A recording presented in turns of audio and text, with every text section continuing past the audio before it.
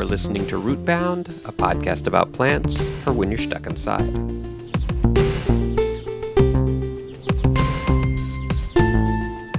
Do you like fruit? Is it September? If so, try pawpaws. If not, you're out of luck. Pawpaws, the obscure fruit that is only ripe for about 2 weeks in late summer.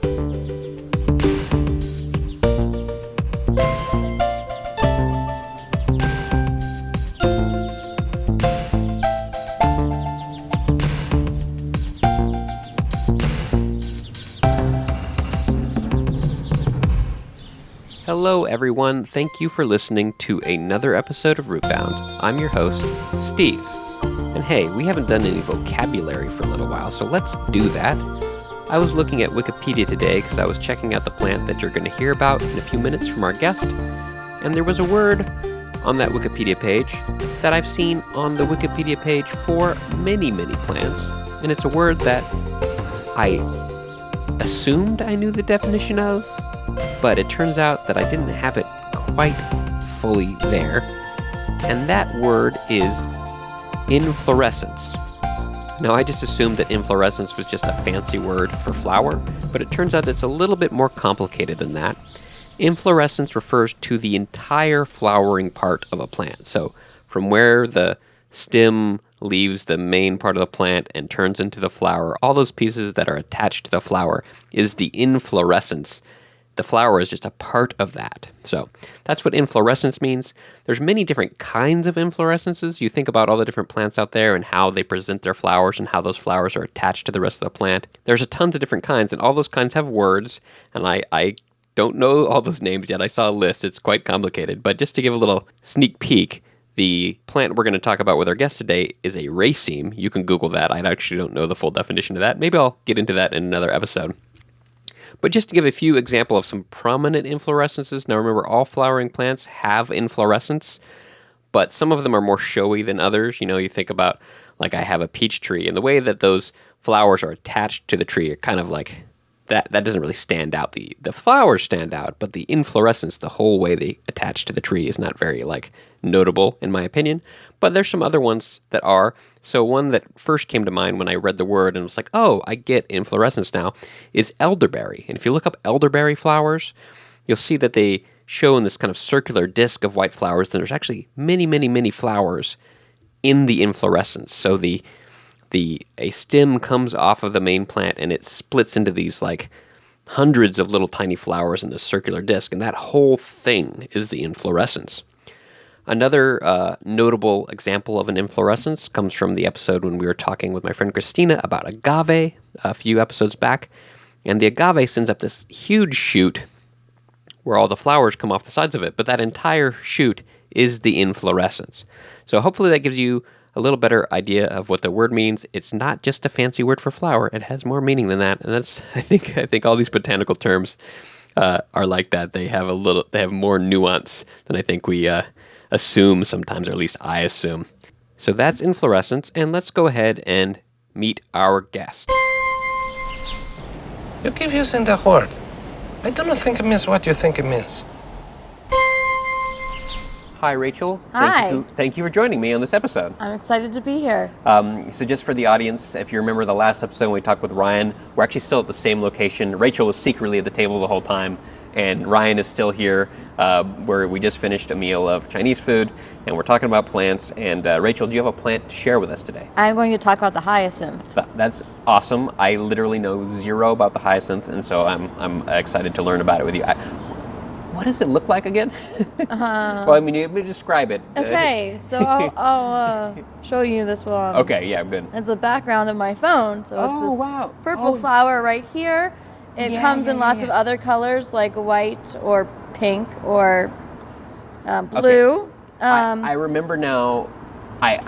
It's one of the plants that the name never sticks in my brain, but I have them popping up in my yard each year, and they kind of look like asparagus when they pop up, when they first pop up. Yeah, so they are spring perennial. So they do pop up every year in people's gardens. So I guess one of the reasons why I like it so much is that it comes up in the early, not super early, but early spring, around April, and they smell fantastic. And when I used to go on walks with my mom, either when I was little, I was in the stroller with her, or then when I was older, I was like riding my bike while she walked around the neighborhood. And in early spring, if we saw them in someone's garden or like, by the sidewalk, we would stop and smell them and like, oh, there's signs of spring. I'm a spring baby, so I really like spring. And my favorite season and the hyacinths blooming are always a sign that it's springtime. Well, that's very lovely. What part of the country were you in when you were seeing these hyacinths as a kid? In South Jersey. Okay, but cool. I live in Annapolis now, and they're here too. They're all over the world. Yeah, they're cool. So I do know where they originate. They did. I looked it up. The Eastern Mediterranean. Oh, okay, interesting. Very interesting. And like Turkey and all that part of the world. I also noticed in your background picture, you noticed there's daffodils in the background. Yes. They come up at the same time, They right? do, yes. Same kind of cool little spring flower. Yes. And a lot of houses I walk by, they plant them near each other. That's cool. I think you might have just mentioned this, or maybe we mentioned before we were recording that it is your favorite flower. It is my favorite flower. And is that just linking back to your memories, or is there some other things about it that makes it your favorite flower? Well, I think they're pretty, and they come in different colors. And if I could bottle up the smell of it, like it should be a perfume. I don't know why you can't buy like hyacinth smelling like body spray / perfume. Sounds like there's a market for it. I can't think of the smell. One thing, I have a pretty poor sense of smell, but even then, I don't know. But next year, because I have some in my yard, I'm going to like focus and smell them. Yeah, like getting close, get a deep sniff. Hashtag deep sniff. It's better than a deep snort. Yeah, that's true. That's true. So yeah, do you have some fun facts and dazzling details about the hyacinth? I do. I looked them up. So as we've talked about, they're a spring blooming perennial. I learned that the hyacinth bulbs are poisonous. So when you plant them, don't eat it and don't let your pets eat it. Good to know. The bulbs are the most poisonous part, but I'm not sure if the leaves or the flowers are as poisonous. But the bulbs are definitely toxic for your pets. Good to know. I Good to know. I won't have any. So don't have your dog digging them up. Yeah. I don't know if you have a dog, but I have for anyone cats. listening. Yeah. And they don't go outside, but yeah, don't dog. Yeah, and I won't make any hyacinth au gratin or anything like that. No. Yeah. They're associated with spring and rebirth because of the time of the year that they come out. I learned that they're used in the half-scene table setting for the Persian New Year. Cool. Yeah, didn't know anything about that, but that kind of makes sense since they're a spring flower. Per Greek mythology, the flower was created by Apollo in commemoration of his lover Hyacinth, who he accidentally killed. And I'm not really into mythology, but listeners can go more into detail of that if they would like. Yeah, we like to say, audience, you can Google it. Yeah, audience, you can Google more about Apollo and his lover Hyacinth. So, but that's where the name comes from. Apollo's lover. I guess so. Her name was Hyacinth. Yeah. Hyacinth.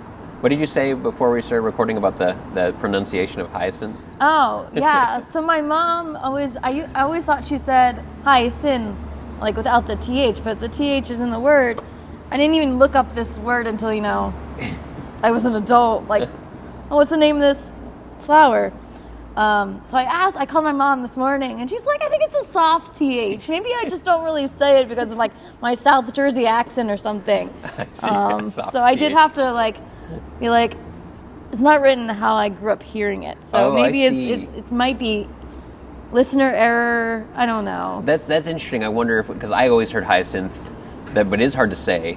But you're saying when you were a kid, you always heard just hyacinth, and maybe that's just your family, or maybe that is a New Jersey thing, or maybe there's other places where they say it that way. I don't know, or maybe it's just my hearing. Yeah, it's also it is also difficult to say that a trailing th is better said softly.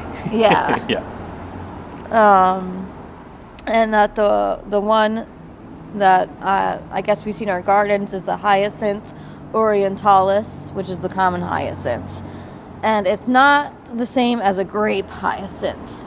So that's a separate grape flower. It's not the same plant. I see. Interesting. totally different. Yeah. Same common name or related common name, but they're completely different Yeah. plants or genuses or whatever. Yeah. And then they get planted in mid to late fall. And according to longfieldgardens.com, they look best in groupings of 5 to 9 bulbs. I also learned That's a very specific number. Well, in groups. Only in odd numbers. Well, I guess when you're walking by, you don't usually just see one. That's true, but like, see, why like, not a couple. 7 or 12? 5 to 9 is very specific. But I mean, what is the website? Longfield Gardens. They probably know better than I do. But Yeah, right? I mean, I've never planted them. Yeah. Sometimes I've contemplating buying them when I see them in the store, but I'm a plant killer person, so I don't. They are cool though. Like, I mean, I have them in my yard. We bought our house about 4 years ago now, and whoever lived there before us, or even maybe before that person, planted them, and they come up every year. I don't have to do anything, and they start to spread. Same thing. We have daffodils and hyacinths that come up at the same time. Yeah. And every year there's a few more in a few different places. It's pretty fun. Yeah, you can also Google about how they spread. Yeah.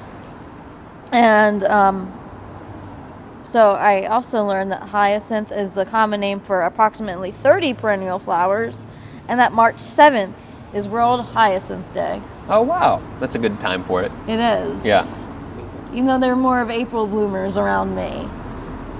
Yeah. That makes sense. It's still kind of cold in March around here. It's more like crocus time or something. Yeah, that's true. It reminds me of we had a special spring episode of the podcast a while back that was just talking about spring and plants in general. And we're talking about how it's so cool, some of these plants where there's kind of this whole garden under the earth. My friend Anwacia said this specifically. There's this whole garden that's just kind of like waiting to show itself. And you can imagine what the world is like underneath the ground, that, those plants are alive and doing stuff. Yeah. I mean, they're not doing much all winter, but they're still there, and it's just waiting to pop up. So cool. It is. Yeah. It is really cool. I haven't really thought that much about perennial flowers until this. Yeah. So, learning some things. And it's such a cool thing. I think that the bulb is really fascinating too, right? Because that's like a method of storing energy for the winter. Yeah. And so that whole perennial thing of where it's perennial, but you can't see it for like a good chunk of the year, right? Yeah. It's still alive. It's not like, like a lot of bushes and trees, those are perennials, but you see them all the time. But a perennial flower is like, it's here and it looks like it's dead, but it's really just chilling underground. Yeah. And it's only around for a couple weeks. Yeah. And then it has like this like leafy time as well, right? Where it's just the leaves, and that's such a cool process. Like I think I said it in that episode too. Wouldn't it be weird if like humans were like that? If like only for like spring we were here, and then like the rest of the year we were just like feet or something. And it's very strange. Well, some people are more socially active during certain times of year. Yeah, that's so true. some people are kind of like perennial flowers. That's true. That's true. Do you have any other fun facts or dazzling details about the hyacinths to share? No. This is what I found. That's cool. On the internet before Wonderful. before this. Well, that's how it goes. What are they doing in the hyacinth house? What are they doing in the hyacinth house to please the lions? Yeah, this day. Well, thank you for sharing about the hyacinth today. Do you mind if I share a plant with you? Sure. I'm excited to learn about your plant. So I'm going to get pretty simple here. But it actually is related to kind of something about me that not a lot of people know. In some cases, it's maybe you could say it's a secret about me. Not to everybody, but some people know, and it's related to a plant. A little bit of suspense. Ooh. I need a... But my plant today is the apple. And the reason I chose it, there's a couple reasons. One, I like apples, but two, Great. I used to work at the Apple Store, and that is the thing that a lot of people don't know about me. And I specifically have kept that secret to some groups, because when people learn that about you, and now the whole audience knows about it of the podcast, people want your help with computers a lot. So like, it's something that it was a fun time. I worked there for about 2 years. I was not a genius. Like I say, I was a sub-genius. They called the position back then family room specialist, which didn't mean anything, but it basically meant I dealt with phones and not computers. And it was a fun time. I still have friends from there, and it was a cool place to work. But yeah, when people find out you used to work particularly in the tech support part of Apple, then people really want it. So audience, don't use this as an excuse to ask me for computer help. Well, I'm an Android/PC person. Okay, so all right, I well won't then, bother great. you. No problem. Ryan is raising his hand over there as he's an Apple person. Yes, if you have Apple questions, I think I've already done tech support for you, actually, which that ends up happening even though I haven't told people I work there, because I am an Apple nerd, and people tend to ask me questions anyway. But yeah, it's funny because, well, when you work at Apple, people who work there call it the fruit stand, of like working at the fruit stand, which is funny, because they also often don't like to tell, like say it out loud, or like you're on the street, you don't want people to like know you work at Apple, because people like will bug you about discounts and stuff. So yeah, just saying, oh yeah, working at the fruit stand. I had to look up today though. I realized I never know why it's called Apple the company. And apparently it's Steve Jobs who founded the company along with Steve Wozniak. I'm also Steve, so, that's cool. But Steve Jobs had just come back from some kind of apple orchard, and he said, why don't we call the company Apple? It sounds fun. But then apparently Steve Wozniak was like, it was actually some kind of weird commune, because Steve Jobs is kind of into like hippie stuff. So it was an apple orchard, but I think it was like an apple orchard, like hippie commune. But that's why it's called Apple. And I think it's a good name for computers. It's like, yeah. Anyway. Thank you. I didn't know that. Yeah. I was always kind of wondering why it was named after a fruit and a little symbol with like it's like it's eaten out of.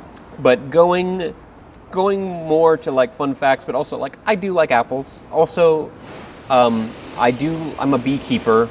Ooh. I make a lot of mead. I've made some apple mead, so honey and apples, but that's made me really interested in making my own apple cider, which I'm going to try for the first time this year, I think. So that's another reason why apples are important to me. I'll get into cider a little bit later, but we're going to take a little pause here because there's a weird background noise. One second. So I'm going to make some cider this year for the first time, which is, another reason why apple is interesting and meaningful to me, but I'll get back to the cider a little bit later. Just a few of the basic facts about apple. First thing, I love the Latin names of things, or the scientific names. So apple is Malus domestica, and then that it was originally from Central Asia, and the wild version is called, I think, Malus silvestri. I didn't write it down properly, but that means like wild apple. So it's one of those ones that the domesticated one has become its own genus, separate from the wild thing, because it's been domesticated for so long. Yes, long time. Yeah. So I'm not going to get into too many more Apple facts because there's a ton to know about Apple. But one of the most interesting things about Apple to me is that, and this is true for a lot of fruits, is that apples are not what is called true to seed. And that means if you take an apple that you buy at the store and you plant the seeds from that apple, you're not going to get the same variety that you got. Oh, wow. So like a Granny Smith apple, if you plant the seeds from a Granny Smith, every single tree that comes from that apple will be a different, new variety that has never existed before. Oh. And that means the majority of those apples, though, will be probably inedible. Like the chances of having, like most times apples that are wild, they'll either be really tiny or really hard or really mealy or not sweet or sour or bitter. So there's been this process over ages and ages and ages to get, basically it's kind of like a lottery. You plant apple seeds and hope you get a good one. And then once you have a good one, you propagate that through grafting. So yeah, grafting is this process where you take the branch of an already grown tree and you graft it onto another tree. You like merge it together, and so basically you can propagate the same variety by grafting branches from that variety onto other rootstock or other like stock of the same plant. So that's how you can keep propagating like Granny Smiths or other apples, because you can't do it through seed. It's actually impossible to get the same variety via seed as it is, and that's because most fruit trees like that are cross-pollinating. They need pollen from another tree to get them. And just like humans, just like when a human has a child, it does not look exactly like them, and it does not have all the same properties as them. It's quite a different living thing. There are some tree fruits, I think, like peaches and maybe cherries that can be self-pollinated, and so they do basically make clones of themselves, and so they are true to seed. And there's some other plants, I can't think of a good one right now, that even though each new tree is a different variety, the fruits that it creates are similar enough that you don't really notice. Mm-hmm. But apple is one where you will get, it's just very random, and literally you've planted all the seeds, you would get like every single plant would be different, and probably the majority would be inedible. which that brings me to a fascinating piece of history about a guy named John Chapman. Yeah, Johnny Appleseed. There you go. And he was a guy who the myth is that he just spread apple seeds everywhere where he went, but what he really did apparently was start apple nurseries all over the country and then leave those nurseries in the care of people who had settled in those areas, and then they would sell the seedlings to spread apples around. But what that means is, and this was I guess theorized, I don't know if it's 100% locked down, but theorized in the book The Botany of Desire by Michael Pollan, that because he was planting seeds, that means that Johnny Appleseed was not interested in eating apples. He was interested in making apple cider. Or maybe even apple jack, which those are two alcoholic beverages which are pretty fun. And like I said, I'm going to try to make cider for the first time this year. So you mean the alcoholic, huh? Yeah. Like No. The kind that you just like buy in the refrigerated section of the store. In fact, the word apple cider, I think it's really only an American thing that cider is ever meant to be unalcoholic. I think the word in general means alcoholic, and for some reason we started calling the fresh pressed apple juice cider. But really, both are good. Yeah, they both are good. In fact, the word cider comes from, well, I misspelled it in my notes here. Apparently, the word either comes from Hebrew or Greek. It's either, I think, shikara or sigera. Audience, look it up because my autocorrect messed it up in my notes. But it's a word that means strong drink in either Hebrew or Greek. There's similar words. So that's where it comes from. So that process of making cider, you don't need apples that are edible because they can be mealy, they can be small, they can be sour. All those things, all you need to make cider is you need the juice, which has the sugar in it, because you need the sugar that can ferment into alcohol. So you can plant the seeds if all you care about is making cider, and cider is a good thing to like have if you're like, in a frontier scenario, because people like to drink alcohol. It helps, but it's also good for like hydration. It's good where you maybe don't have a really solid water source, and it's something that once you make it, it lasts a long time, so you can store it. It's got vitamins and minerals in it too, So it's a beneficial thing in more than just its alcohol form. So that makes sense of why you would want to spread it that way. And you could also probably use it for other cooking things that aren't. But you're not going to. Most apples that Johnny Appleseed planted are probably not the kind you're going to take a big bite out of, or give to your teacher or something, which is a weird trope of. It is the teacher thing. Where did that start? I don't know. So the process of making cider, which I'm going to try this year, is very simple. This is what I love about the fermented stuff: is all you really need to make alcohol is something that has sugar in it and the right strain of yeast, and then it just happens. So my plan this year is my friend is actually going to go to this apple festival soon. I'm going to have him bring me back a jug of fresh cider, and then I have a yeast starter from my mead. I'm just going to put it in there, see what happens. So that's going to be fun. Awesome. I hope it turns out great. I also like how we went from a spring plant to a fall plant, so we're hitting opposite sides of the year. True. Yeah, and because apples are such a symbol of fall. That's They true. are. Yeah, that's true. They're even a symbolic food for the Jewish holiday of Rosh Hashanah. Oh, really? I didn't know that. What is the significance there, or how is apple consumed in that culture? You have it with honey, and it symbolizes a sweet new year. Awesome. That's cool. I did not know that. I like apples and I like honey, so that's awesome. So then the last little thing to talk about alcohol-wise, which I think I'm going to try this year, making cider is easy. That's basically apple wine, right? A wine is a fruit juice that is fermented. So grape is wine, cider is apple wine, honey or mead is honey wine. That's the process. Is basically you have a sweet liquid, you add yeast to it, you get a drink. To get other kinds of alcoholic drinks, particularly spirits, you take something like a wine and you distill it. Mm-hmm. However, distillation is illegal in the United States unless you have like a really hard to get license. Like you can't, audience, legally distill your own home cider. However, there is a loophole, and that is a beverage called Apple Jack. Referenced earlier. Yes, indeed. And Apple Jack is a process. So to think about how this works, and my wife is a chemist, so I have a little bit of this chemistry background, but if the way that distillation works is you take this thing that has got a lot of water and a lot of alcohol, less alcohol though, mostly water. Apple cider or wine is mostly water.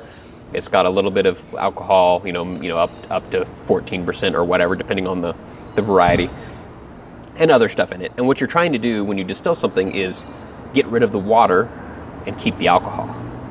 And so when you distill something, it exploits the fact that alcohol boils faster than water.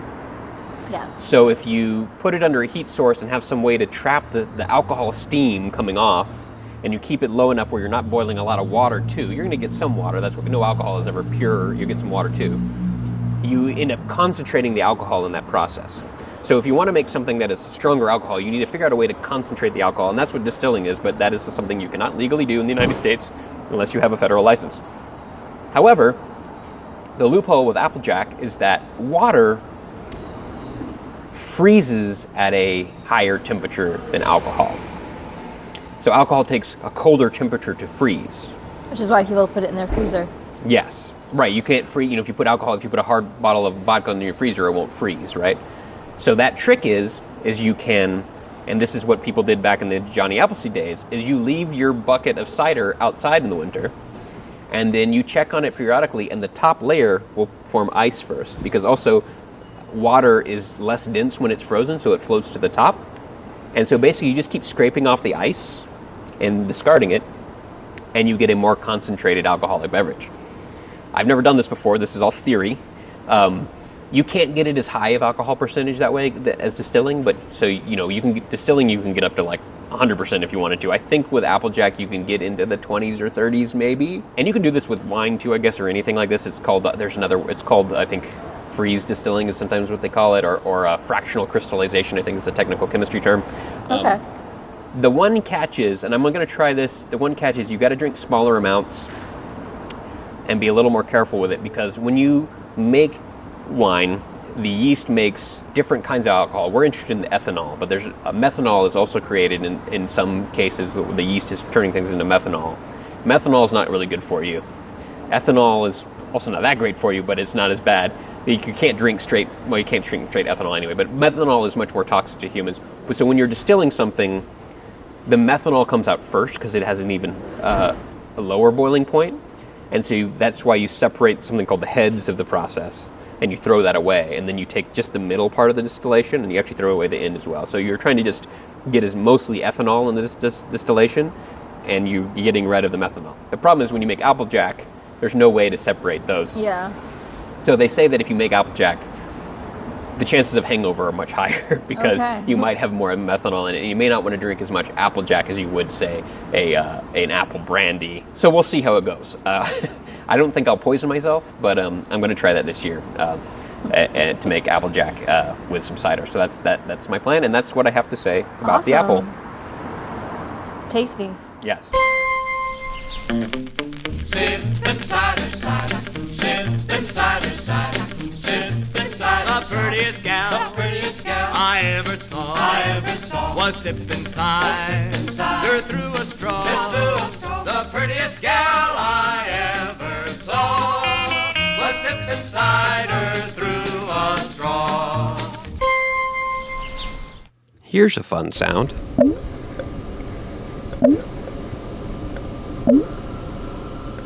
That is the sound of the airlock on my apple cider in progress. This show is kind of had making alcohol as a theme lately, which probably will continue because it's a hobby that I enjoy, and it is always plant related. But this time we're talking about apple cider, and I am using an airlock, which is this cool little mechanism that is used in winemaking that has a little tube that kind of loops back on itself in an S shape, and there's space for water in these two chambers, and the way it's designed means that CO2 can escape, but air can't get in, and so it's a way that you can, keep your fermented beverage from getting in contact with the air, which can prevent the fermentation from going bad. And the side benefit of an airlock is that it makes this cool blooping sound. So this apple cider, like I mentioned in the episode, is from a gallon of fresh apple cider that my friend picked up for me from an apple festival not too far away from here. I poured it into a glass jug. I added a little bit of basically mead from some of my active mead cultures that are going, so that's where the yeast comes from. And then I put the airlock on it, and after about 3 days, it started bubbling away, and that's a great sign, meaning that the fermentation process has started, and hopefully in some weeks, I will have homemade apple cider, and that will be really fun. As I said, alcohol making is kind of a theme in this episode because I love it. So if you're the kind of person who likes to drink alcohol, I highly recommend trying to make it yourself. It is a fun hobby. It is a very rewarding hobby. And if alcohol is not your thing, there's plenty of other ways to enjoy plants and their uses, and we talk about those too. So I'm going to try not to talk about too many more alcohol making experiments just because I've covered it a lot and I know it's not for everybody. But for me, it's fun, and particularly the audio component of this one is really fun. Let's listen to that again.